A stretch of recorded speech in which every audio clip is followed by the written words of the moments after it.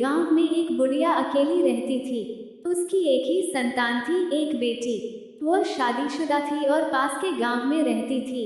एक दिन बुढ़िया ने अपनी बेटी से मिलने उसके गांव जाने का फैसला किया। उस गांव में जाने के लिए उसे जंगल से होकर गुजरना पड़ता था।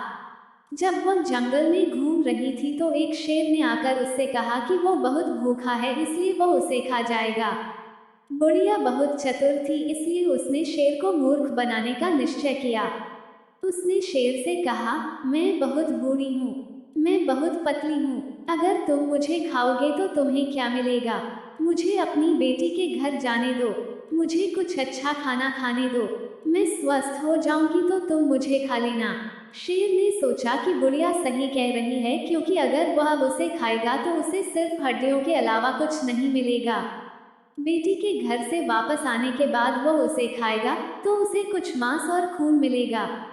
तो शेर ने उसे जाने की इजाजत दे दी। रास्ते में बुढ़िया को एक बाघ और एक भालू भी मिले। उसने वही तरकीब अपनाई और उन्हें मूर्ख बना दिया। कुछ दिन अपनी बेटी के घर रहने के बाद उन्होंने वापस अपने घर लौटने का फैसला किया। वह जानती थी कि शेर, बाघ और भालू उससे मिलेंगे और उसे मार डालेंगे।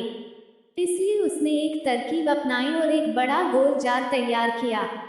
वह जार के अंदर बैठी और उसे अंदर से घुमाया। जंगल में शेर ने यह लुढ़कता हुआ घड़ा देखा। उसने जार से पूछा, क्या तुमने उस बूढ़ी औरत को देखा है जो अपनी बेटी के गांव गई है? चतुर बुढ़िया ने अपनी आवाज बदली और जार से उत्तर दिया, कौन सी बुढ़िया, कौन सा गांव, रोल जार, रोल जार। शेर इस स्वयं लुढ़कने वाले जार से डर गया और रास्ता दे दिया। बाघ और भालू भी डर गए। चतुर बुढ़िया सकुशल अपने घर पहुंच गई। ऐसी ही मजेदार कहानियों के लिए हमारे चैनल को अभी सब्सक्राइब कीजिए।